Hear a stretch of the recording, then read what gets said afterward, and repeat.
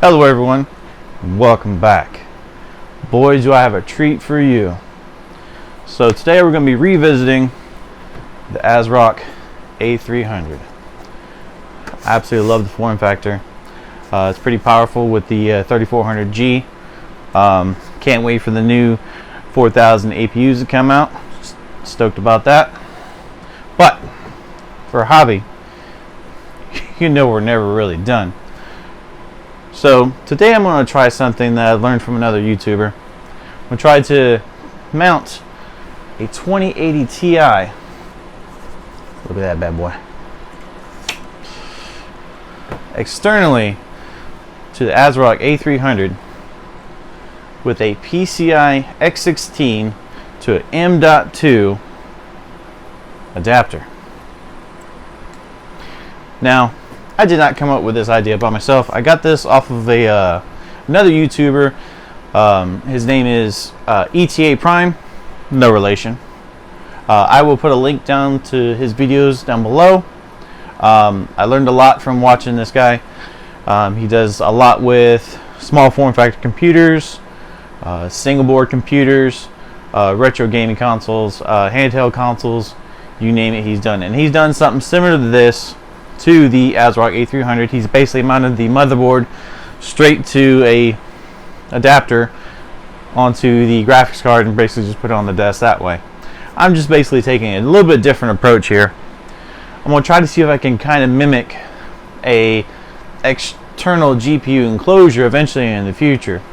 But right now I'm just going to test out running this externally with a power supply and everything like that, just sitting on the desk as is, and see how much fun we can have with it. Now, of course, we're going to be losing some performance because you're going from an X16 down to an X4 on the PCI M.2.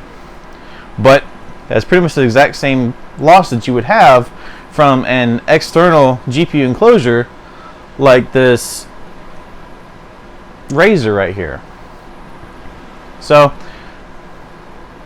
let's get it together, see how much fun we can have with it.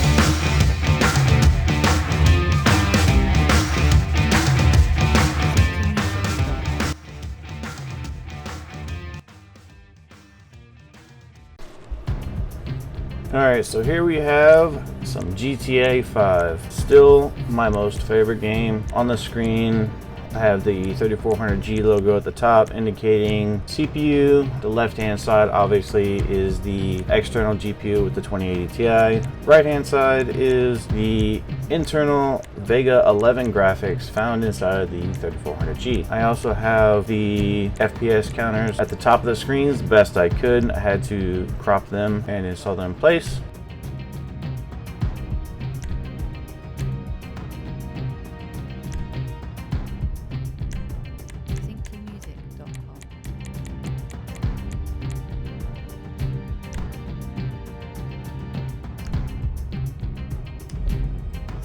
So as you can see, the 2080 Ti is able to maintain 152 FPS. Not great. This would be higher if it was in a regular system, not over 4X, and definitely not with a 3400G.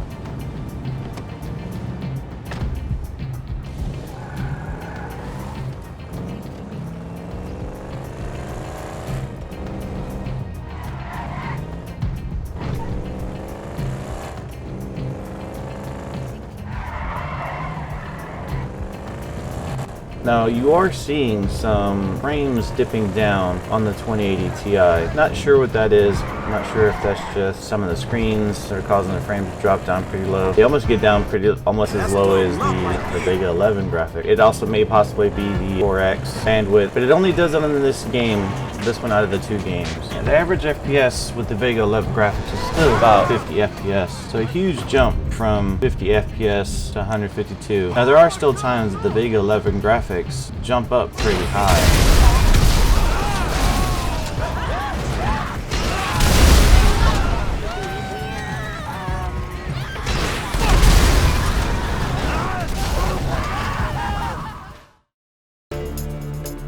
Alright, here we have some Forza Horizon 4. I'm going to quickly show you the settings that I have on it. Most of them are pretty much the same.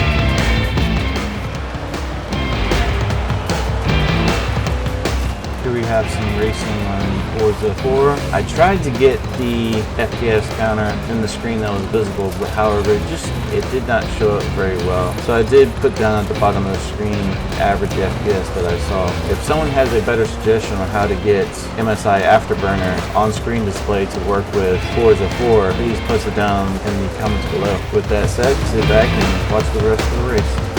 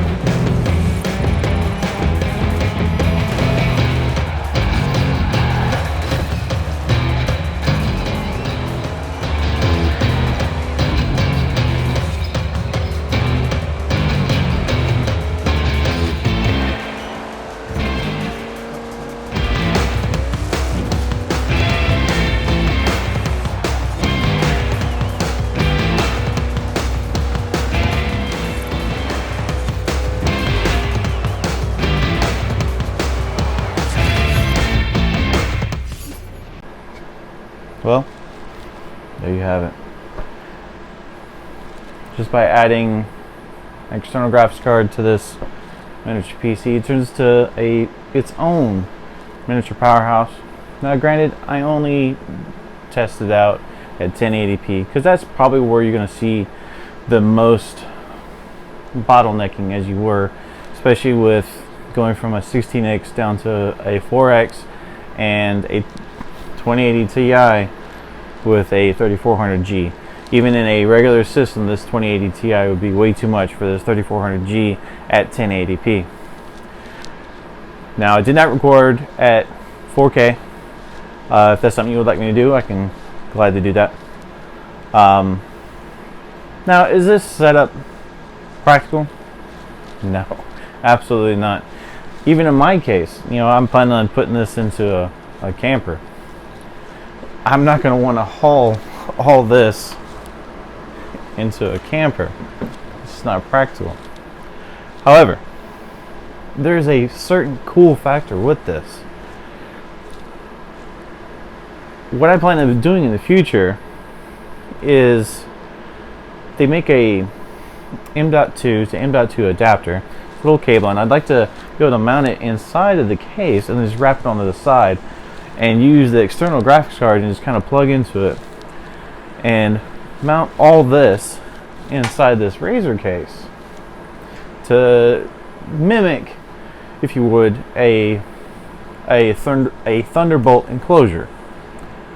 And for me, that seems really cool, is the fact that I could take this, play some games with it in my camper while we're traveling, so on and so forth, and then if I wanted to, just for mere fun of it, bring it out, bring it here, and just crank up the settings in 4K and just have an awesome gaming experience with this little computer.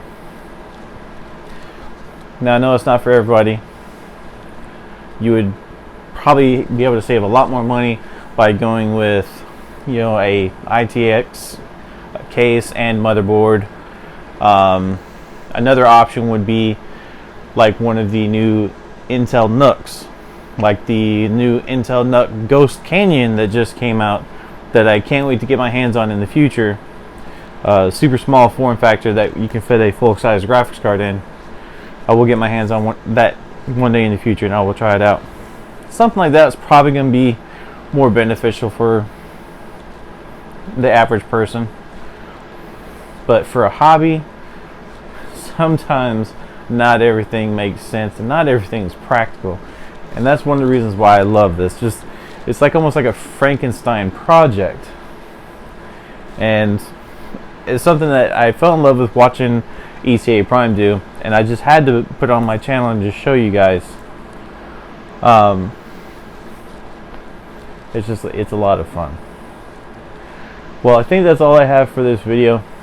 Thank you for watching. If you like it, please hit that like button, hit that subscribe button. If you have any hobbies or projects you'd like to share with me, please put them down in the comments down below.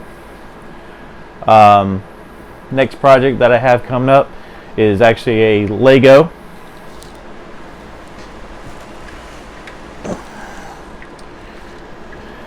It is the new XL1. Breaking pieces off of it already. It is the new XL1 from the, if I believe, the 2016 movie with Melissa McCarthy and some of the other actors. Horrible names. My wife actually built this, but I will tell you more about it in the upcoming video. Please stay tuned. I will see you in the next one.